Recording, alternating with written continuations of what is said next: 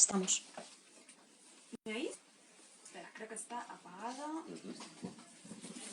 Ahora sí. Nada. Bueno, muchísimas gracias a todos. Primero, a la librería Alberti por acogernos otra semana más. Estamos aquí para presentar Derroche de María Sonia Christoph, que publicamos ahora en Random House dentro de la colección Mapa de las Lenguas. Mapa de las Lenguas es una colección que comparten Alfaguara y Literatura Random House, que es común a varios países, a Argentina, Uruguay, a Colombia, a México, a Chile, a España y creo que no me dejo nadie más.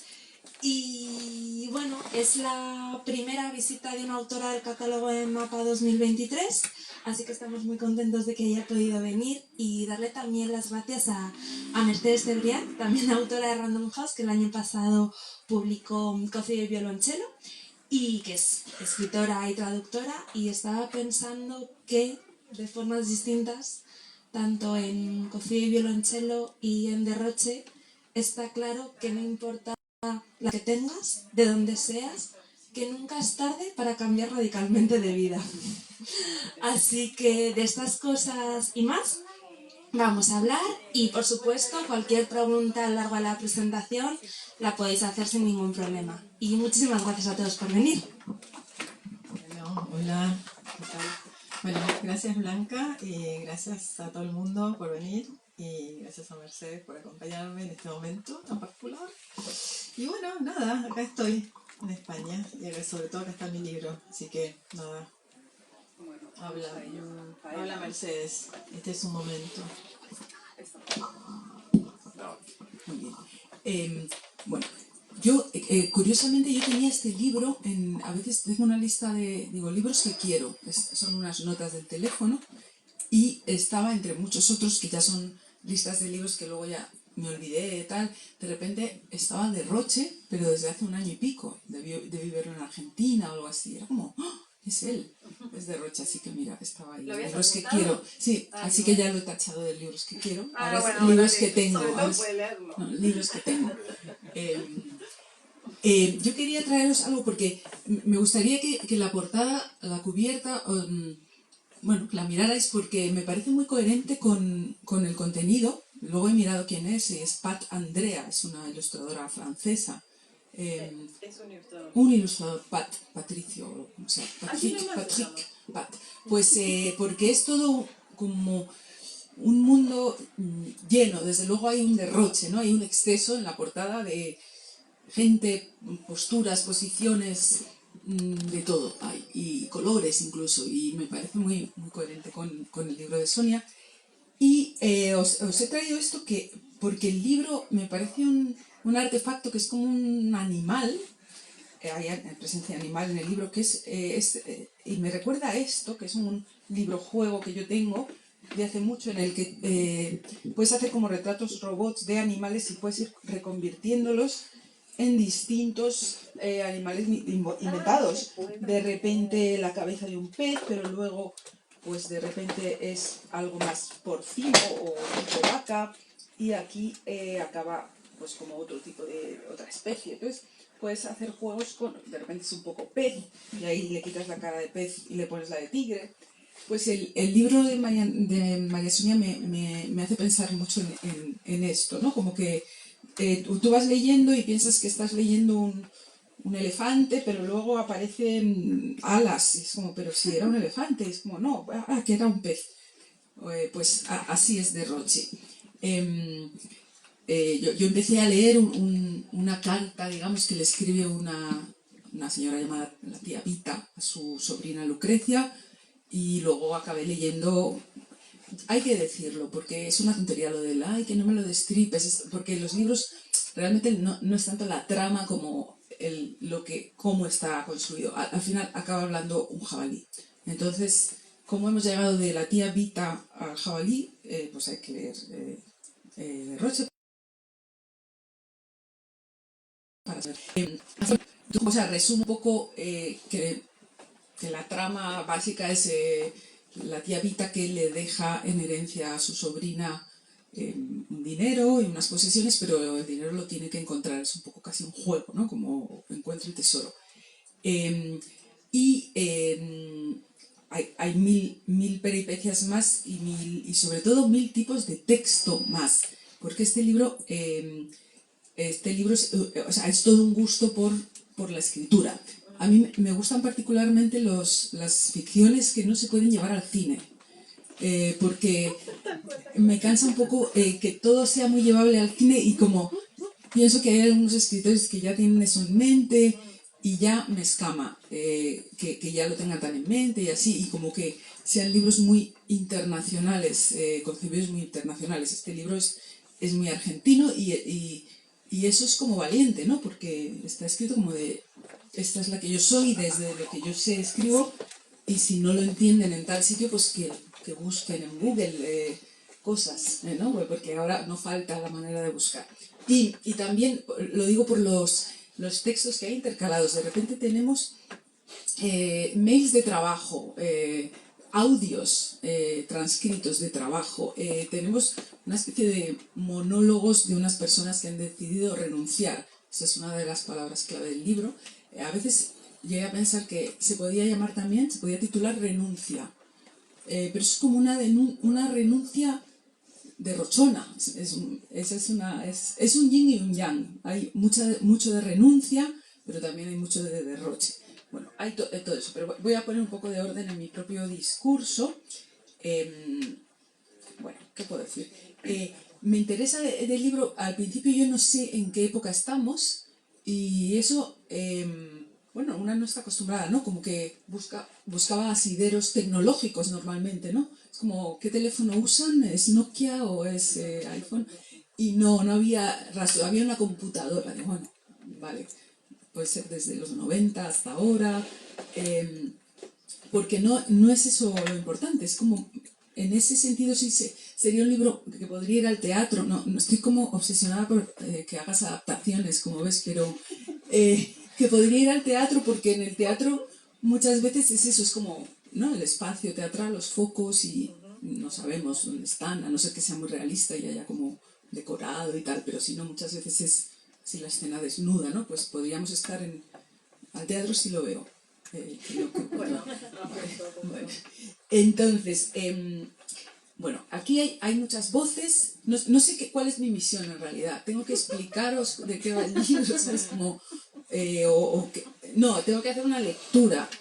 Entonces, mi lectura es que es un universo, lo que ha creado María Sonia. Yo te había leído en Inclúyanme afuera, que es un libro publicado en Argentina por la editorial Mar Dulce, pero luego he descubierto que hay libros que me podrían interesar mucho tuyos, como ¿cómo se titula el de Cecilio? Bajo influencia, que es una reflexión sobre el mundo del artista y del arte como trabajo. Trabajo es otra de las palabras clave de María Sonia, que ahora hemos estado hablando de libros de autores españoles y le he dado algunas ideas de libros que hablan sobre el mundo del trabajo, que no hay muchos, pero hay algunos. O sea, aquí, aunque habla un jabalí, es un libro sobre el mundo del trabajo, entre otras cosas. Entonces, ¿cómo empezamos con esta criatura que es tu libro? ¿Cómo empiezo a trincharlo? Es como un poco el trinchado del cordero de, no sé, Nochebuena o algo así, como... Pero claro, es un cordero que a la vez es un pez, que a la vez es un tigre. Bien, entonces, a ver, tenemos a Tía Vita y tenemos a Lucrecia, casi una en las antípodas de otra, aunque han sido personas que se han querido mucho. Y en Tía Vita vemos cierto rencor hacia su sobrina porque ha decidido un estilo de vida que es el estilo de vida urbano, de trabajadora exitosa, y como que le reprocha eso en sus cartas. Y después tenemos a Lucrecia, que al leer todo lo que la Tía Vita deja, que no es solo una mera carta con instrucciones, sino hay como unos diarios de infancia, confesiones, de todo, pone manos a la obra y va a buscar su dinero, pero eso produce un cambio importantísimo en su vida, radical. Digamos que esas son las dos partes del libro. Podríamos decir que la primera la protagoniza la tía y suelta todo lo que quiere soltar, y la segunda, digamos que pasa a la acción Lucrecia. Es interesante que la primera parte, no sé si bueno, ahora ya tienes que trabajar tú también, porque es más modo entrevista. Yo me siento una lectora como afortunada porque tengo aquí a la autora y puedo preguntarle cosas o dialogar con ella. Es un poco esa mi misión o mi posición hoy aquí. Es interesante ver cómo la escritura de Tiavita en primera persona nos incluye a Lucrecia, porque dialoga con ella imaginativamente. Probablemente la esté escribiendo desde el más allá, después ya lo vemos, o imaginando, todavía a lo mejor está en el más acá, pero está imaginando lo que va a hacer su sobrina cuando lea la carta, y así vamos construyendo a la sobrina a través de la tía. Esto, claro, bueno, esto es una estrategia narrativa de persona que domina la narrativa, pero puede hacernos, de algún modo podemos incorporar la opinión de Tiavita sobre su sobrina, que, bueno, pues que le reprocha cosas, pero luego vemos actuar ya a Lucrecia, y yo le cogí cariño a Lucrecia, aunque al principio no se lo tenía tanto por cómo la tía la había descrito. Me pregunto si tus personajes los tenías, estas dos principales, luego hay más personajes como Gloria, Nilo, pero si las tenías, digamos, controladas las riendas o se te iban escapando, o cómo haces con... Porque el libro, o sea, tiene unos personajes fuertes, pero realmente no es un libro de personajes, sino realmente de temas y de mundos. Entonces, pero hay unos personajes ahí que nos sirven para cosas. Entonces yo me pregunto qué haces cuando creas estos personajes, cómo te relacionas con ellos. Hay que usar esto, ¿no? O me escuchan bien. Mejor lo escuchan ahí. Sí, ok. Bien. Bien, a ver. Yo pensé como voces. Los pienso como voces. En ese sentido, la novela le debe bastante a Puig, digamos, es como uno de mis escritores, así como mis interlocutores, ¿no? Esta cosa de que uno escribe y empieza a hablar con interlocutores. Entonces pensé muy en la idea de construir voces, ¿no? Y que que los personajes se armen a partir de esas voces. Y de hecho con lo de Vita es muy radical, porque ella aparece solo a partir de lo que dice. Después, digo, ya con Lucrecia hay una mirada un poco como lo que técnicamente decimos como cuasi omnisciente, que se la ve un poquito desde una voz narrativa, ¿no?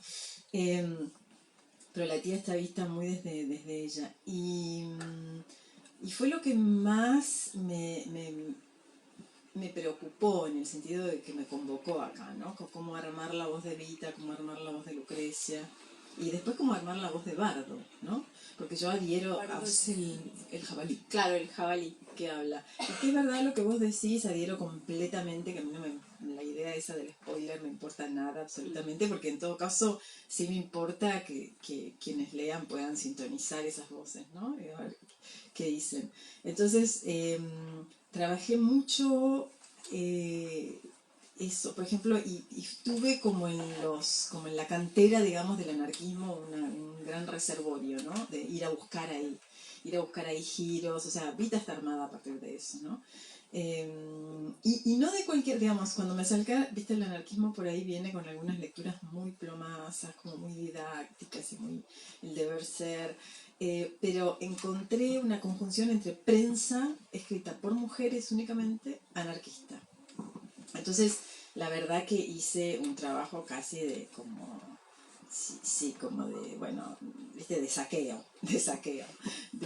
Hay dos publicaciones, especialmente una que se llama Nuestra Tribuna y otra La Voz de la Mujer, que son muy de fin del siglo XIX en la Argentina y principios del XX, y tienen una cosa de imprecación, o sea, las frases son increíbles, y la vehemencia para imprecar, ¿no? La manera de llamar a los seres, que curiosamente usan mucho cuando desprecian a los burgueses, que llevan mucho la cosa animal, que vos trajiste a colación, ¿no? Sí, como, bueno, una manera muy, para mi gusto, muy simpática. Entonces, a partir de esas oraciones y de esas imprecaciones y de esas oraciones muy largas, con mucha subordinación, y que yo armé a Vita.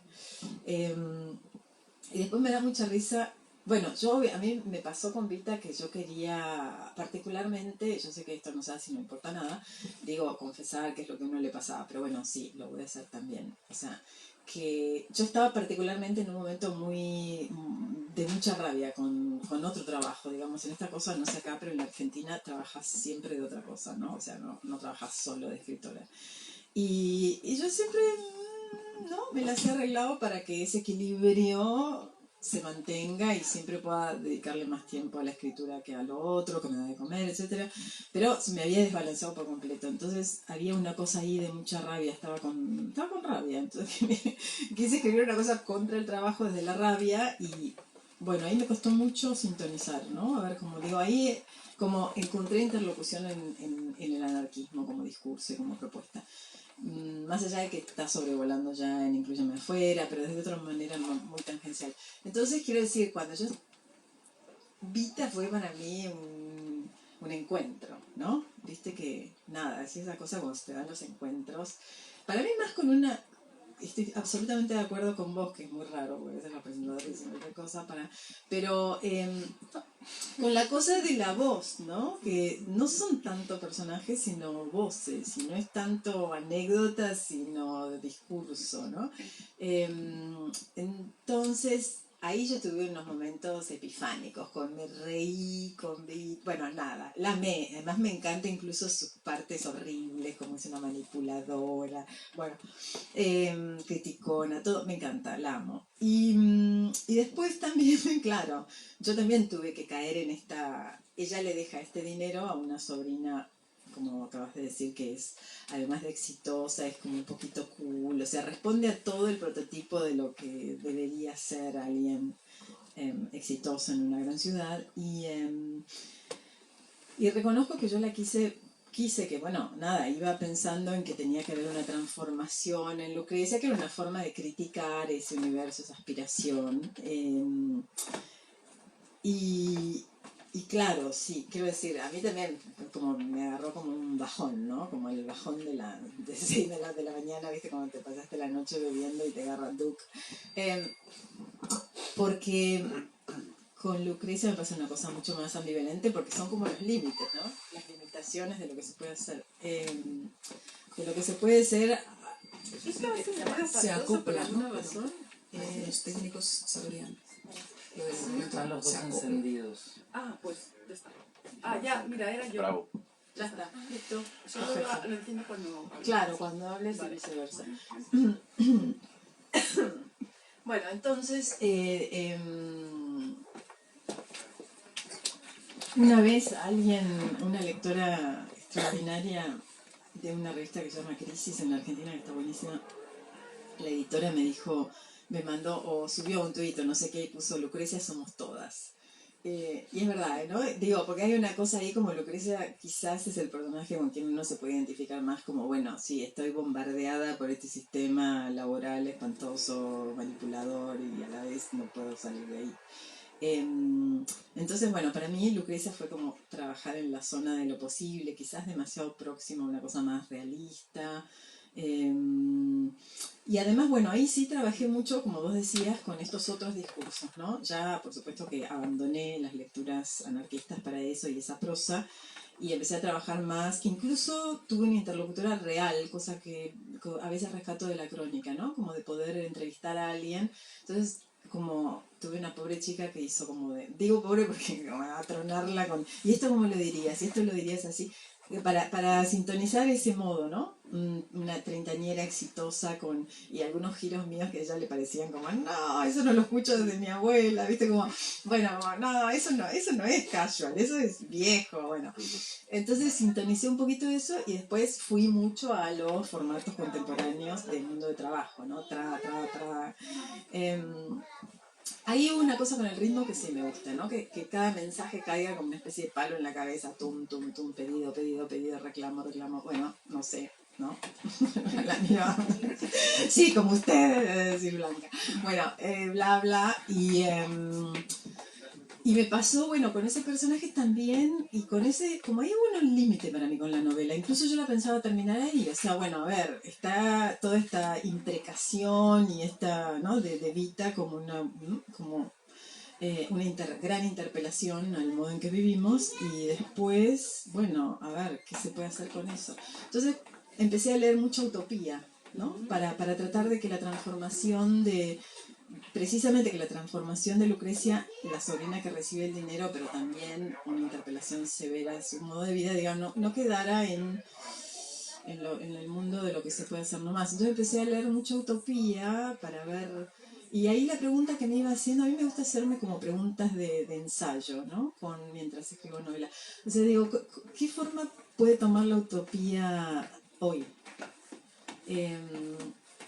Claro, pero me empezó a pasar que, bueno, siguiendo las lecturas de Pierre Quirul, este anarquista francés que vive en Argentina y hace ese libro que me parece extraordinario, como bueno, la pongo a Lucrecia a ser una ciudad anarquista donde ella de alguna manera convoca, como bueno, la idea de ella es convocar como personas extraordinarias que vienen de la filosofía, otras vienen de la arquitectura, otras vienen de la fotografía, y ya me empezó a agarrar como un tufillo de ¡ay! ¿No? Como, hay las geniales mentes y sensibilidades, otras veces no, y dije, ay, bueno, y ahí tuve un momento dramático hasta que, no sé en qué noche de insomnio, me apareció Bardo, así, ¿no? Como acá, o sea, nada, apareció Bardo de una manera, y ahí yo particularmente me volví a como reencontrar con esa diversión que me dio a mí escribir desde Evita, y bueno, con la voz de Bardo me volvió a llevar, y yo espero que Bardo lleve la novela a esa zona, ¿no? No sé si...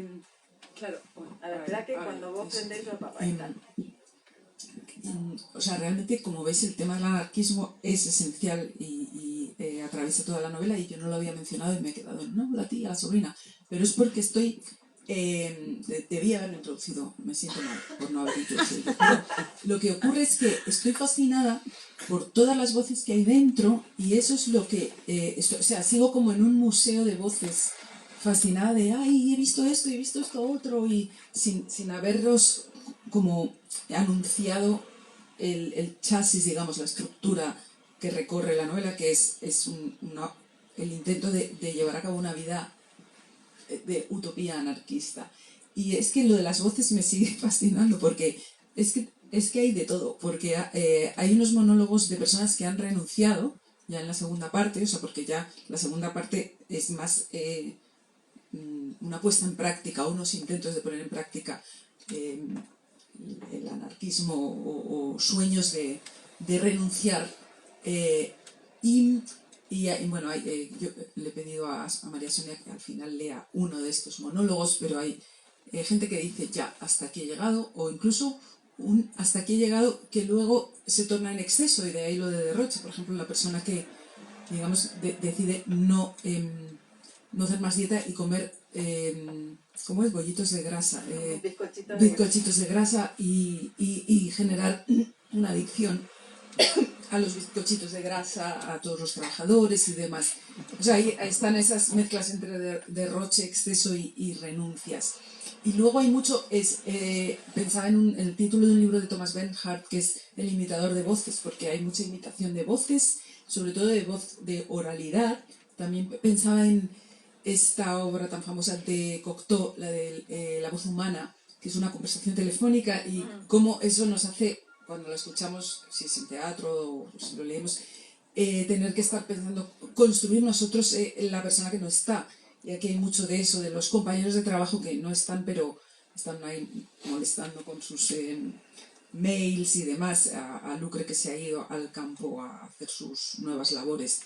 Y la aparición de Bardo es a partir de que aparece Bardo, yo creo que aparece como el placer, y el libro también en el lenguaje se pone mucho más sensorial, incluso. Bardo es un jabalí, y luego también por ahí aparece un grupo musical, y se habla de un concierto en una cueva, y ya la crónica, digamos, del concierto ya es como muy, muy sensorial, de lo bien que se está ahí en esa cueva. Bardo también es integrante del grupo.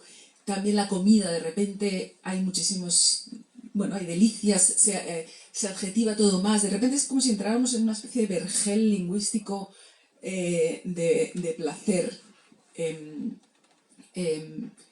Y eso, o sea que yo me he fijado más en estos pequeños detalles de cómo iba cambiando la novela, cómo íbamos pasando de un animal a otro. Y algo que me interesa ya más, más estructural y que quizá en Argentina no te lo pregunten, pero por hacer algo yo distinto, es un libro muy argentino. Entonces, según yo entiendo, como lectora española, es verdad bueno, que me interesa mucho Argentina y quizá tenga un poco más de lecturas al respecto, de viajes, pero Argentina es un país que tiene su gran megalópolis, Buenos Aires, y luego es un término que aquí ahora se usa mucho para hablar de la España vacía, que es todo lo que no son las grandes ciudades, pero en Argentina creo que es más acusado, es la Argentina vaciada, y de algún modo hay, bueno, es que me interesa, no quiero entrar como en la biografía tuya, cómo ha influido, pero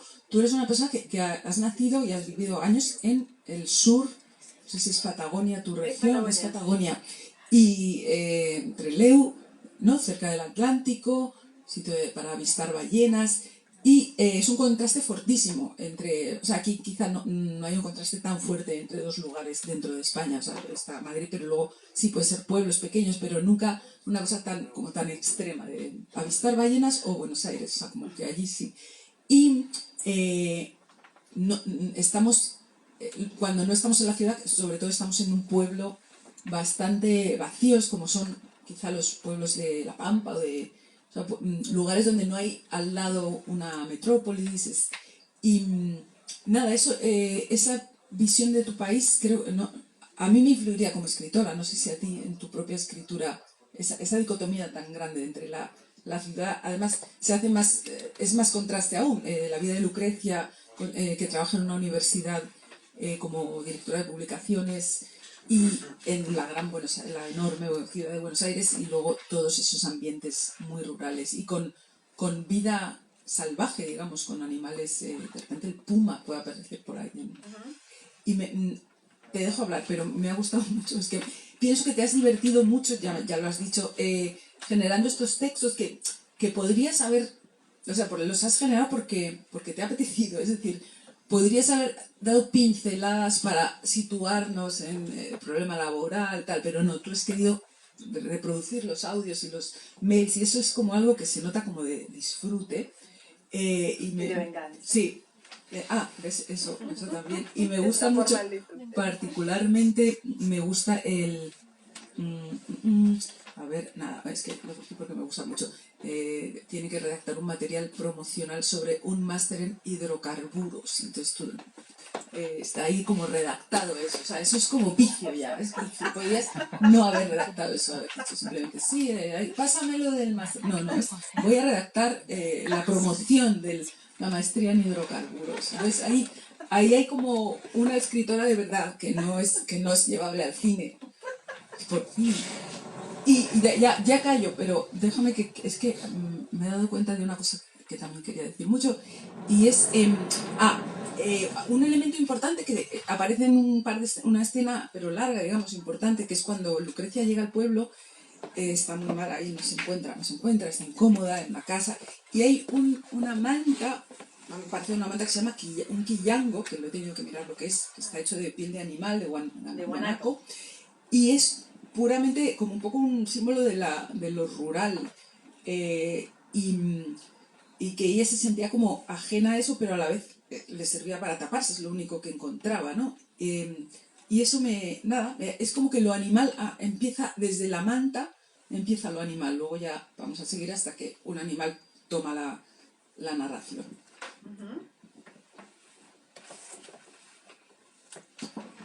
Sí, yo creo que por ahí, a ver, si lo montamos en teatro, podría haber alguien, ¿no? Hablando, o sea, un cocteau, la voz humana, vestido solo con un quillango, ¿no? Ahí tenemos una buena síntesis de...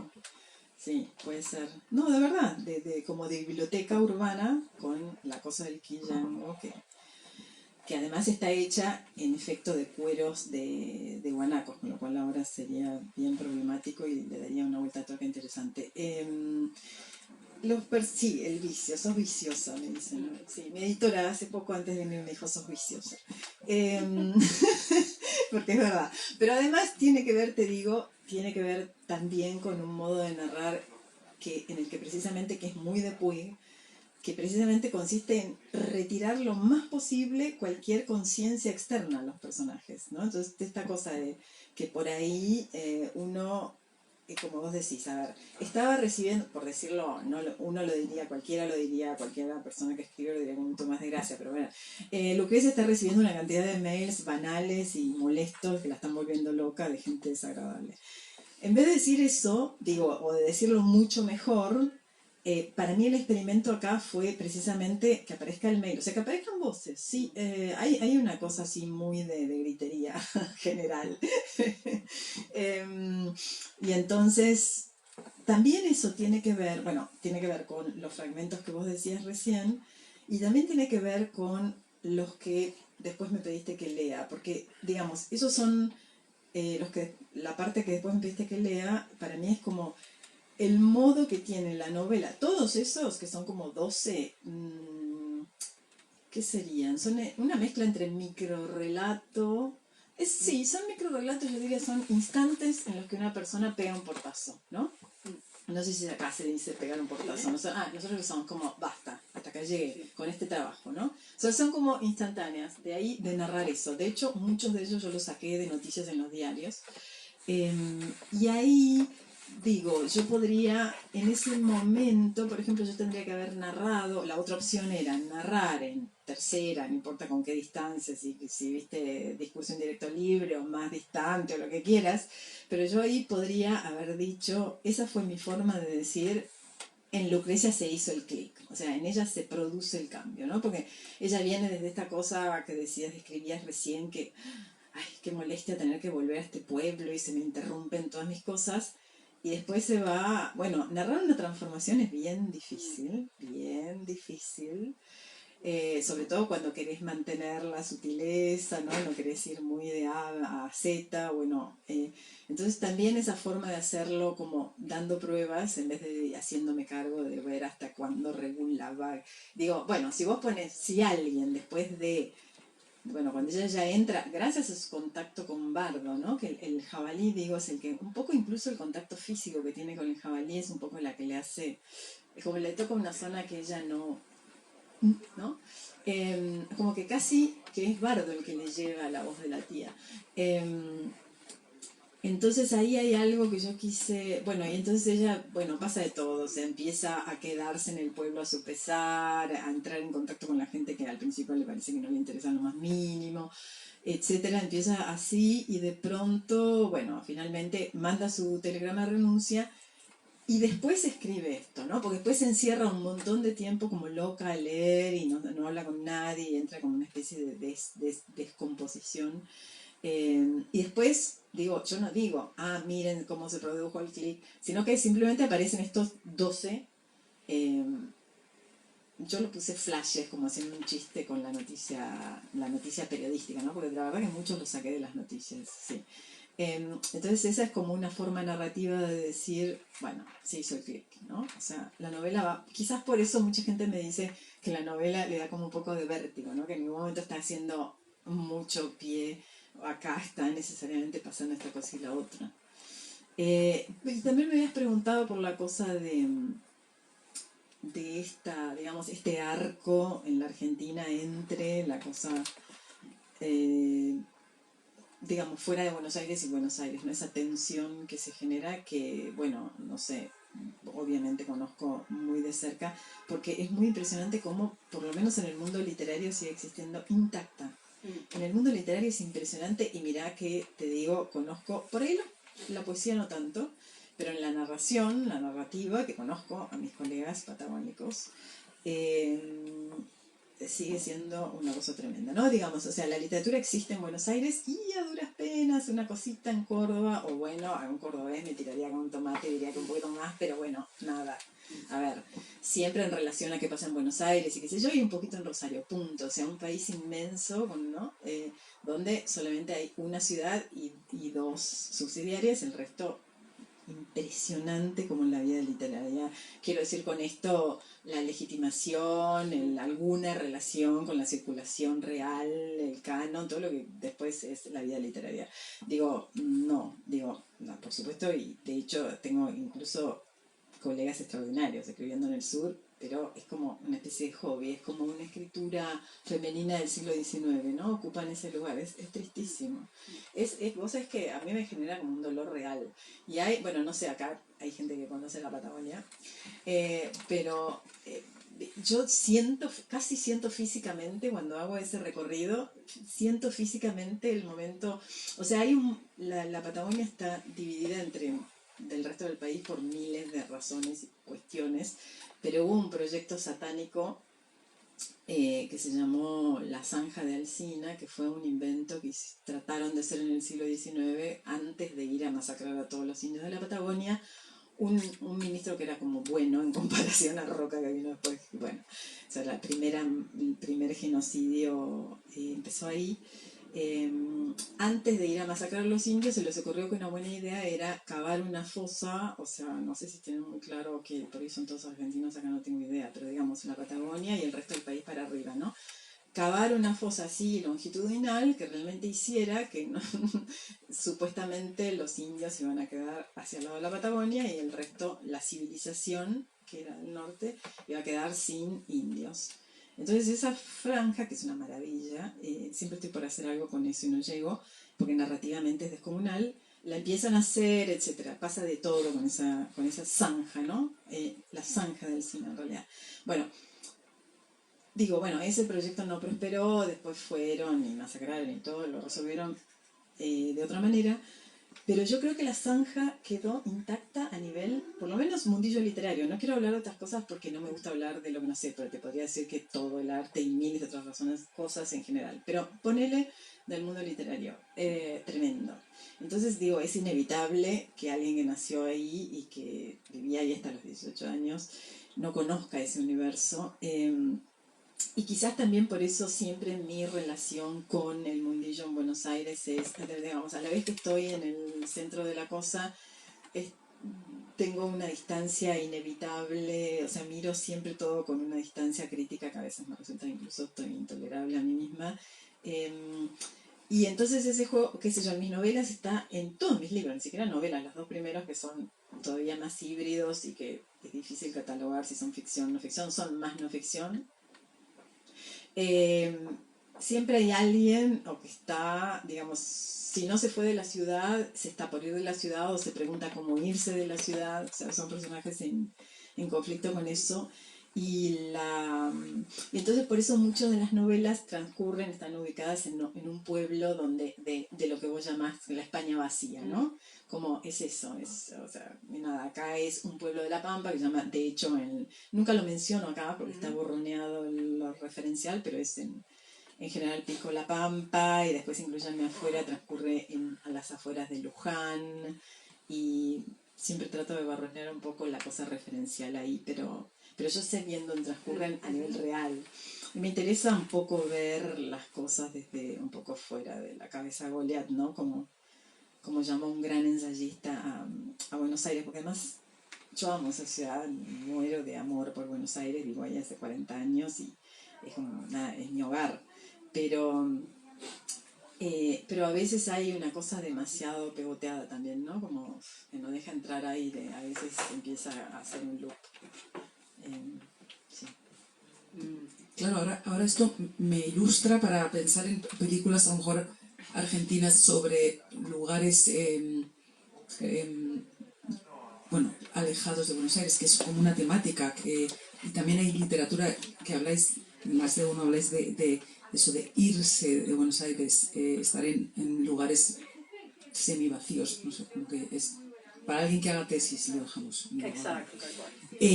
Me gustaría que hablaras un poco más de los textos que ya has mencionado, algunos que han acompañado el libro y que están dentro, que con ellos has hecho, yo creo, como un quillango, es como un patchwork, porque una vez más no simplemente los mencionas de pasada, sino que insertas muchos, por ejemplo, lo que más me llamaba la atención al principio, mientras iba leyendo, eran obras de teatros, fragmentos, diálogos de principios del 20 y finales del 19 argentinos, teatro como social, La inundación de González Pacheco, Primero de mayo de Pietro Gori, etcétera.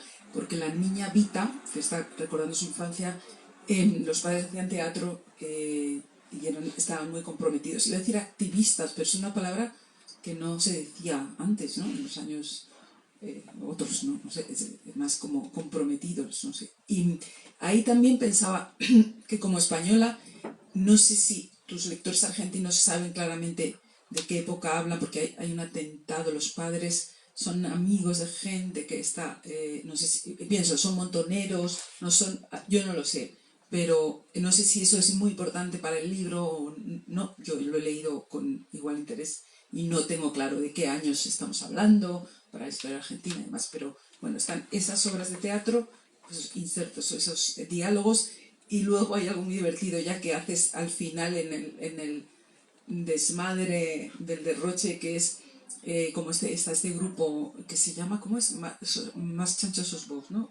Más chancho serás vos. Serás vos, sí, que es algo que Gloria le dice a la gente que la ve pasear con su mascota, el jabalí bardo.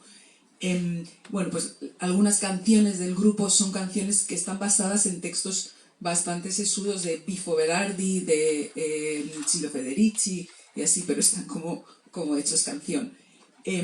Todo eso igualmente es parte de tu vicio, porque podías no haberlo hecho y lo has hecho. Las obras de teatro también, insertadas, porque la niña Vita está incómoda, no le gusta el teatro, le parecen tiesos esos padres y sus amigos haciendo de actores, esas vidas que representan, no las entiende. Y bueno, pues ¿cómo has hecho con esos textos? ¿Cómo pensabas que...? No, porque tú ibas leyendo cosas, pero hasta meterlas ahí y transformarlas de esa manera, eso es otro proceso. Sí, me gustó lo del villano, está buenísimo. A ver, ¿qué pasa? No, mira, te digo una cosa, es como si te dijera, bueno, vos me dijiste que habías visto una exposición de Francis Alice. Sí. Bueno, Sí, sí. viste que hay una de un autor belga que vive en México hace un montón de tiempo, un artista visual belga que vive en México, una maravilla. Y tiene, por ejemplo, una que se llama Zapatos Magnéticos y consiste en que se arma de hecho unos zapatos magnéticos que con imanes abajo, no sé, le permiten caminar. Y esta la hizo en La Habana. Entonces él iba caminando por La Habana y al final del día guardaba, coleccionaba lo que se le había pegado en los zapatos, ¿no? Entonces con eso empieza a su vez a hacer otra obra, bueno. A mí me pasa un poco eso, como se me arman como unos zapatos magnéticos cuando empiezo, o sea, se me mete un libro en el cuerpo, en la vida, y entonces me empiezan a aparecer muchas referencias. Tengo muchos, por suerte, amigos y amigas, lectores, entonces les digo en qué voy, todo el mundo me recomienda algo, vos ya me recomendaste un libro sobre el trabajo, menos mal que este lo terminé, pero así, si estuviera, también lo agarro, entonces... Y me armo como una bibliotequita aparte de mi biblioteca, o sea, incluso cerrada en mi escritorio, y esa es mi biblioteca del libro en el que estoy. Y ahí va a parar todo, así como una cosa muy, como te digo, que en Buenos Aires le diríamos cartonera, así de ir agarrando por las calles cosas. Y soy muy de juntar material, porque muchas veces de veras, por ejemplo, los libros esos del ensayo, que vos decís, los ensayos sesudos, que la verdad que son divinos, son textos que realmente fueron mis interlocutores a la hora de pensar, mucho, me hicieron como clic, clic, clic. Pero hay veces que son más categoría vicio, son más puro fetiche puro, porque está ahí esta frasecita o esta rareza que mira donde encontré en un almanaque, un dicho sobre el trabajo. Y después me pasa que están tan compenetrados que empiezan a aparecer en la narración. Hay algo que a mí me gusta mucho. Realmente es como tengo una necesidad de irradiar y de abrir el juego entonces hay algo como de lo colectivo que para mí entra en lo que escribo a partir de dejar entrar esas otras voces, ¿no? Así track como son. Y bueno, y trabajé de miles de maneras, qué sé yo, por ejemplo, a ver, Bardo se llama Bardo porque en realidad, así como tuve como en las canteras de los periódicos anarquistas que te dije hoy, después encontré a un ángel borda, ahí le hice una transposición con... que es un gran libertario de provincias de principios del siglo XX, que escribe, y un croto, ¿no? No sé si acá los crotos, bueno, los crotos, los leyeras son una subcultura de trabajadores temporarios que hubo en la Argentina, bueno, que tuvieron un léxico muy particular, extraordinario, siempre hay unos dichos divinos, y en la autobiografía de él hace un glosario que te morís. O sea, muchas de las cosas más divinas que dice Bardo son tomadas de ahí. O sea, los dichos te enloqueces, te enloqueces. No, son de un nivel de... Tiene una mezcla como de gauchesca, con fábula, con lunfardo, que bueno, no puedo explicar la vida argentina ahora de dialectos, pero nada, o sea, el idioma va para unos lados increíbles, muy graciosos. Entonces, ponele, agarro ese glosario y empiezo... pero más que, viste, o sea, me empiezo como a aprender el glosario de memoria de alguna manera, y me iban apareciendo estas frases divinas que yo necesitaba para construir ese personaje. Pero después, ¿qué pasa? Es verdad que ahí sí, tal cual, categoría vicio. Yo ya estaba, o sea, realmente la novela ya estaba, como te digo, incluso había atravesado la crisis, que ya cuando llegaste a la crisis y la atravesaste, ya está. O sea, podría haber hecho una trilogía, quiero decir, pero ya estaba con Bardo, ya estaba embaladísima de vuelta, bla, bla, bla. Y ahí sí me di cuenta de que, qué sé yo pasaba por esa mini bibliotequita y veía esos libros divinos. La verdad que yo tuve un amor por todos esos, viste, Federici, Bifo Berardi, David Graeber, que es un tipo extraordinario, se murió en el medio que yo estaba escribiendo este libro, y yo sentí su muerte como si fuera un amigo, porque yo venía charlando con él hacía años. Un trabajo de mierda, ¿no? Sí, ese libro es divino, se lo recomiendo, es una cosa descomunal. Es una mirada sobre lo absurdo de lo que nos sometemos a partir del trabajo, bueno, y bla, y así. Entonces, es verdad que un poco era como, bueno, ahora nos vamos a despedir. Y entonces dije, bueno, ¿por qué no? Porque Bardo en un momento pasa de ser una especie de como de la estrella del grupo Más Chanchos Eras Vos a componer canciones. Y digo, bueno, yo podría haber dicho Bardo componía canciones. Pero bueno, entonces lo que hice fue agarrar varios de esos libros y empecé a hacer un collage. Prácticamente no hay palabra mía ahí.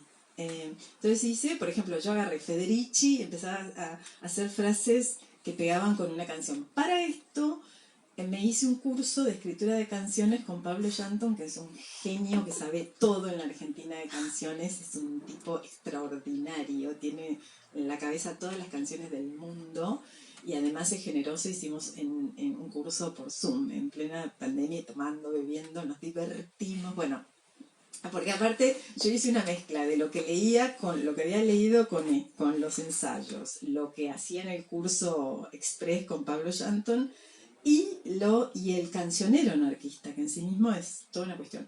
Porque digo, para ponerte a escribir canciones es como para flaca, un curso rápido, no. Pero hay una cosa de verosímil, yo se lo escribí al pobre Chancho Jabalí, no me tengo que hacer cargo de que sean geniales, pero además los himnos anarquistas lo que tienen es que son chiqui, fácil, ¿no? O sea, tum, tienen esa cosa de bajar línea, tienen mucha rima, consonante, que la de las vocales, ¿cómo es?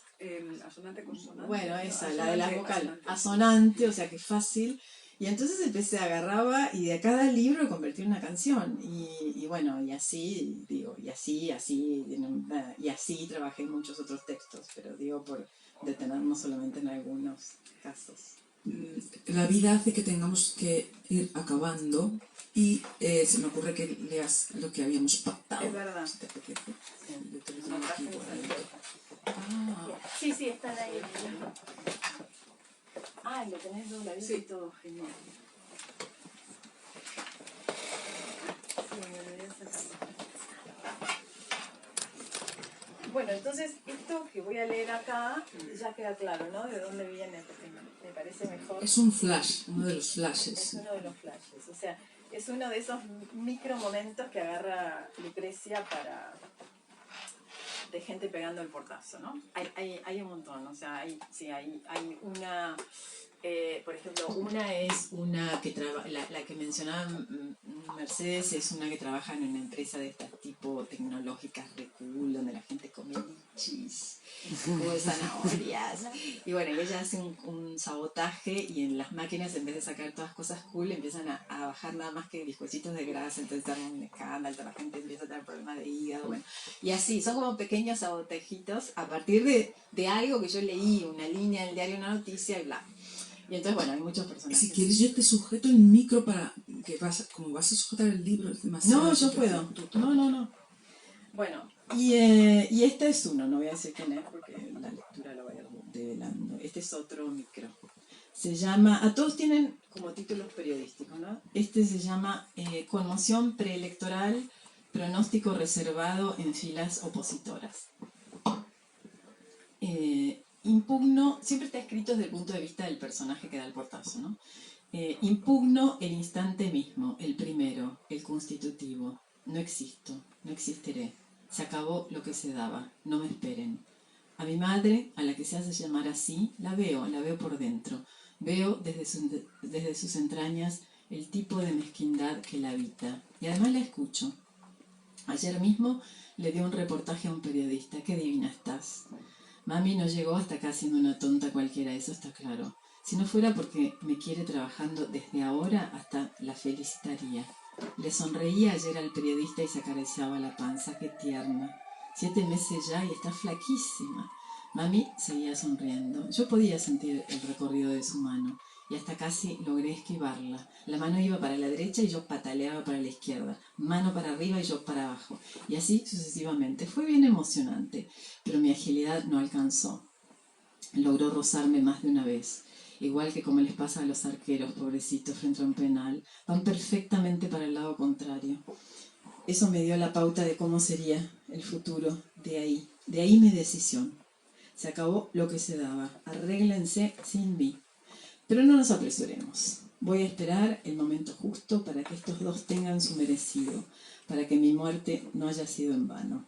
Porque mami no está sola en esto. Tiene su otro trofeo, su secuaz, también conocido como mi padre, el muy crápula, rodeado de secretarias y asistentes y reuniones y jets y asesores vive. No sé en qué momento me habrán concebido y me distraje. No importa, no tengo tiempo para armarme una telenovela, no tengo modo de comprobar que hasta eso han pagado, porque estos dos son de los que creen que todo se puede comprar. Ajá, ya verán, cómo no. Pero para eso tendrán que esperar, mis crapulines, el momento justo. Yo sé bien cuál es. Creen que no los escucho, pero se equivocan también en eso. En un mes son las elecciones. Papi presidente. Así se ven los dos, la pareja perfecta, la esperanza blanca. Así los ven los asistentes y los aduladores, así lo indican los números. Pero todo el mundo, incluso yo, sabe lo determinante que puede ser para una elección cualquier cosa que pase durante el mes previo.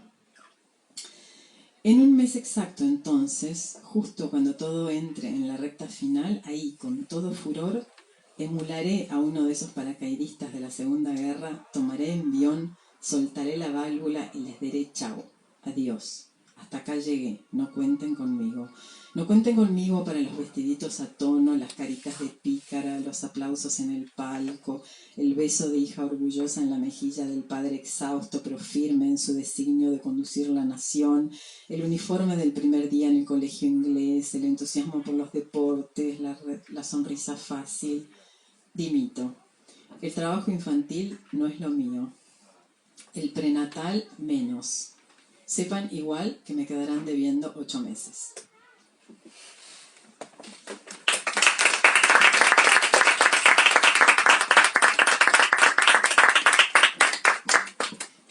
Muchísimas gracias a todos por asistir a través de la pantalla, a todos los que estáis aquí, y a Mercedes y a Sonia por esta fantástica presentación. Si alguien quiere que Sonia les firme el libro, lo hará encantada. Y nos vemos en la próxima. Muchas gracias. Gracias.